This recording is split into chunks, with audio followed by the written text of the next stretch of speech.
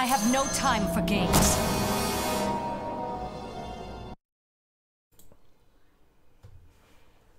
Hey, what's up guys? This is the Gaming Fanboy and I'm back to talk to you again about another video. So I was a little late. I was really sick the past 2 days. I wasn't feeling too well, but I've now been recovering and I'm doing pretty fine. So let's talk, right?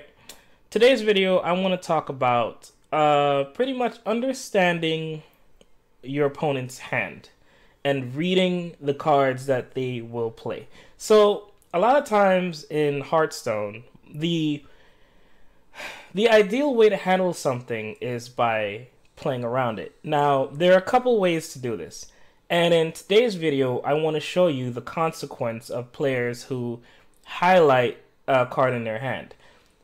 A lot of people might think this isn't a big deal. You know, why does that matter? What does it matter? And a lot of times, you know, at lower ranks, you might see somebody might not even see the problem for that. And at higher ranks, you'll notice that a lot of times players will touch a card and they'll go like, oh shoot, I touched the card, right? They're like, oh no, I touched the card. I gave a tell, right? This is a real strategy in Hearthstone. Understanding what your opponent has is very critical to victory a lot of times. And you can actually lose a game. In fact, you can actually lose lots of games purely on the fact that you touched a card and pulled it out. So now, how is this possible, my example? Like, how in the world does this happen? So, there are two key animations to understand when somebody touches a card. One is an animation when they're grabbing a card and they're trying to move it.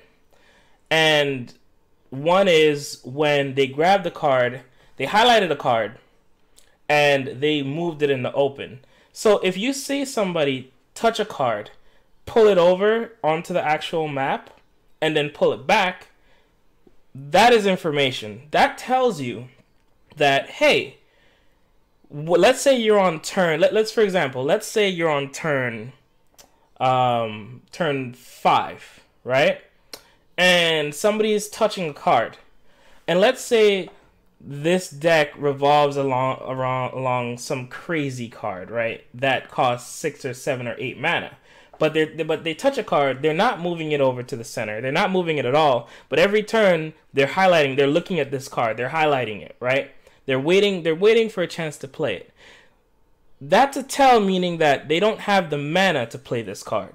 Now, another trick is when somebody actually touches a card and moves it in the open, means that they do have the mana to play this card. And they're considering actually playing this card.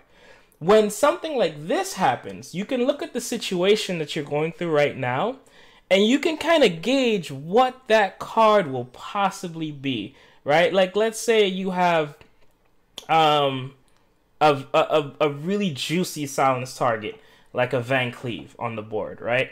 Van Cleave's on the board, he's staring at you, and somebody hovers over a card at that Van Cleave as maybe a 4/4, right? If a priest hovers over a Van Cleave when he's a 4/4 with a card and he's at full health, there's a good chance it's silence. There's a good chance that he's actually considering silencing it, but he doesn't know if it's a big threat. And him actually taking that silence and hovering it over your Van Cleave is a pretty good indicator telling you, okay, this card is a silence, right? And you can keep, and a good player will keep tabs. They will say that card is most likely silence. If it's not silence, it's something that can handle a 4/4 Van Cleave that he considered playing. And and the only thing that they could possibly be on turn 4 is silence. It's not Master Spell, because Master Spell can't target. You can't pick silence, hover over Van Cleave with Master Spell and put it back. You can click silence, you can click Master Spell and put it in the center, but you can't target Van Cleave to highlight him. And this is information. This is scary information. So, pretty much, to dumb things down, I'm going to give you guys a game where it was versus a Warlock opponent of mine, and he, very early on, was highlighting a card in his beginning hand. You'll notice as I analyze the gameplay and I analyze the situation to realize I went from this is a card that he can't play to this is a heavy card to this is most likely possibly maybe a Doomguard or a Bone Mare. And you'll see me in real time deduce that this is a dangerous card. This is something he wants to use as I play around this particular situation. So I've rambled on enough. I'll let the video speak for itself. Thank you guys for watching. I appreciate everybody who comes to stream all the time when I stream. I stream 4 days a week. Thursday, Friday, Saturday, Sunday. Saturday, Sundays mostly all day. Mondays through Wednesdays I give bonus streams here or there, but my official schedule's Thursday, Friday, Saturday, Sunday. I really appreciate you guys who supported me so far. I thank you so much for being there. And may the luck of Hearthstone be with you.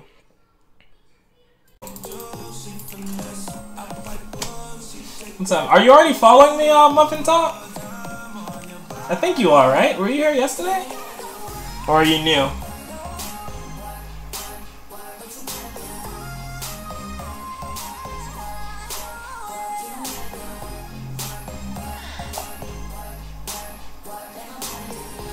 Man, that was awful. God.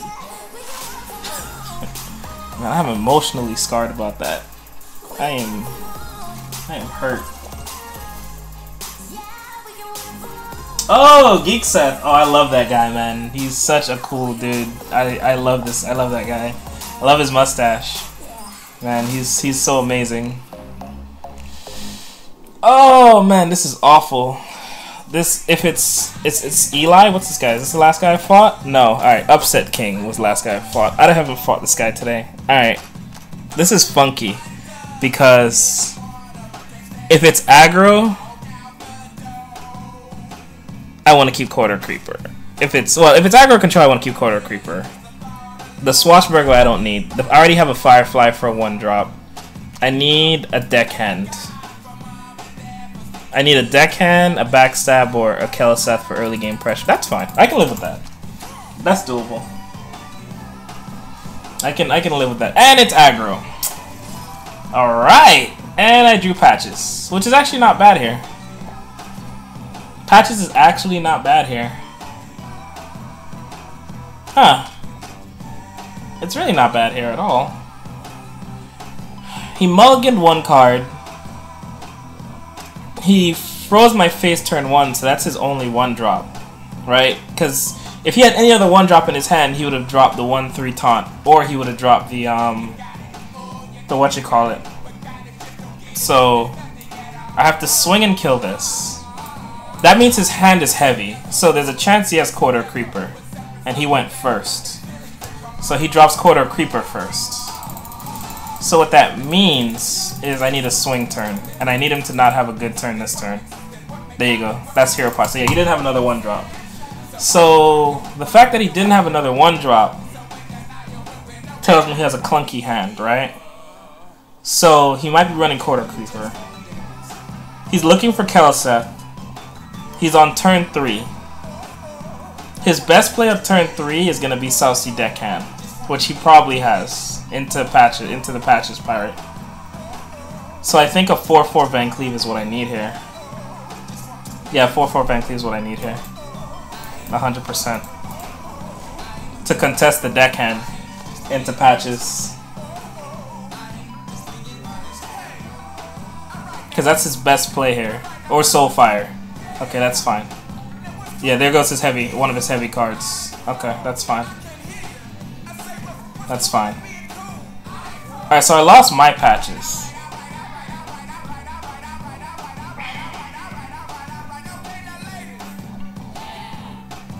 What do I do here? If I drop these 2 and he drops something, I can crash, and I can't combo this with anything. I think I just curved this thing out. Yeah, this is the highest damage I can put on board. And this contests his 1/3. Councilman. Yeah, that's also what I was worried about. So I need Backstab here. And there... You see what happens when you ask, bro? You receive. When you ask, you receive. That's how life should work. You know, that's just how life should work. Alright, so assuming that he was on turn 4 and he dropped that, he could... I think he's greedy. I feel like he's playing greedy. I feel like he's gonna drop Quarter Creeper on me this turn. Especially since he keeps touching this. Whatever this is something he's itching to drop. This card right here. He wants to drop this thing on my face so bad. He has fantasies about hitting me with this card. You see that? You see that? Like, he's been dreaming about hitting me with this for like 3 turns now. Like, this guy's a meanie.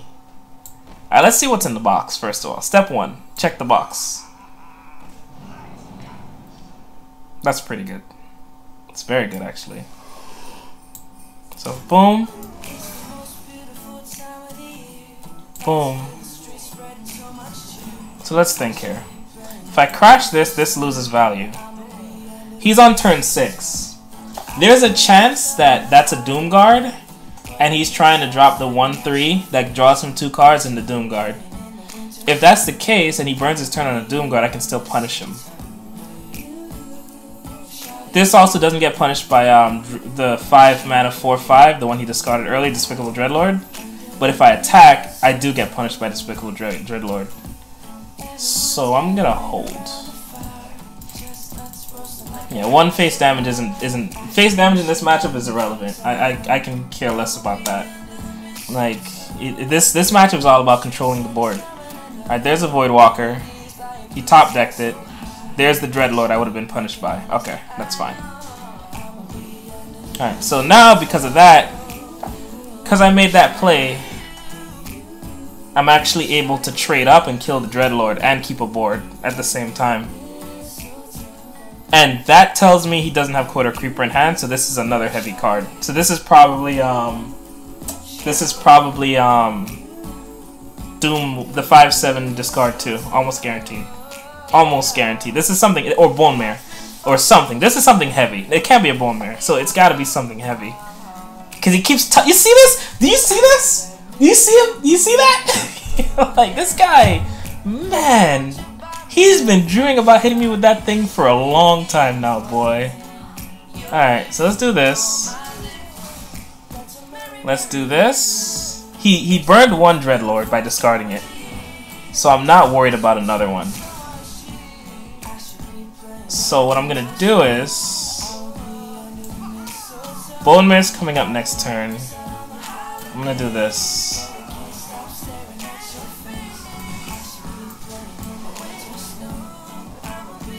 Actually, no. I want to spread my damage. I don't want to give up any of that spread because he doesn't have the second. If he had the second Dreadlord, I would eat him. But because he doesn't have the second Dreadlord, I'm not scared of anything. Oh, what is it? Oh, did I miss it? Was it a creeper? Oh, I didn't look. Was it a creeper? I wasn't sure. Was it the creeper he was holding in his hand? I was looking at this. I think it was the creeper, right? Oh man, was it the creeper? I didn't see it. Dang it, I missed it. I think it was the creeper. I think he was holding that thing. I told you he felt greedy. Oh yeah, he felt greedy. He felt. I felt the greed in him. All right, so what do I do here? I wish I top decked Bowspine. I can even use it if I top decked it actually. All right, so this always happens. Does it? I feel like I could have spread that better. Alright, whatever. Let's do that. That has to happen now. I already committed. So, what are my punishes here? And if I attack his face, 3, 4, 5, 6, 7, he trades 12, 13, 14, 15, 16, 17. If he life taps, he's dead. If he has another Bone Mare, I'm screwed though. So yes, it's not worth risking a Bone Mare. He's gonna have to discard 2 cards to get something out of this. I need him to commit. I feel like I should have traded face, but if he had the second Bone Mare, I'd be in trouble. That was a hard turn. That was a really hard turn actually. That was harder than it looked. There's his patches. There's his other Doom Guard. That's his swing turn. Okay, yeah, I knew that was coming eventually. Oh, that's really good. Alright, he won't be able to clear this.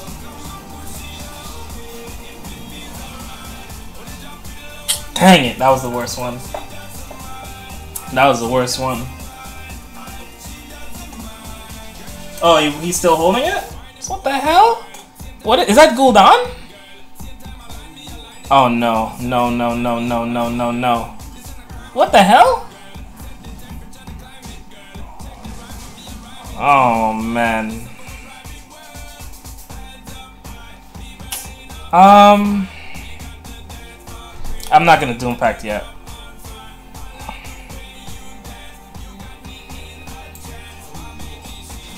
In fact, I'm gonna do this. That's good. A 5-6, an 8-2, and a 4-3. Yeah, that's good. Give me something good. Give me the AoE. 3 AoE, 3 AoE, 3 AoE. That's so late. That's so unbelievably late. Alright, is that his other Doomguard? If that's his other Doomguard, I'm in trouble. Okay. Councilman. Soulfire. Okay. Oh, the freeze! Oh, you greedy. I need Elven Minstrel. That is actually a card. Yeah, that is actually a card. Yeah, I can sit with this. He can't break this. He's gonna have to life tap here. Soulfire, okay.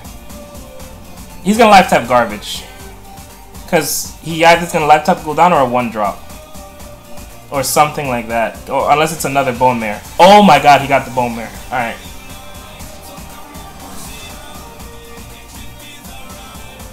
Can I still do this?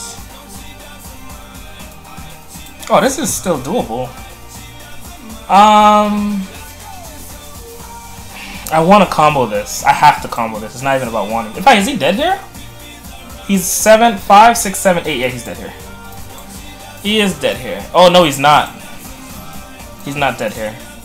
But I'm going to make him regret ever thinking about... Wait, do I die to Doomheart? What top deck do I die to here? Second Bone Mare gone. He has 5, 6, 7, 8 damage. If he gets the Doomguard, that's 8, 13. I don't die here. I never die next turn. He burned 2 Cyanite Chain Gangs. He burned both Bone Mares. He has no other. He has Void Walkers. He can't life tap. Yeah, he's dead here. That's guaranteed. Oh, is this 5-7? Oh man, yeah, he dies there no matter what.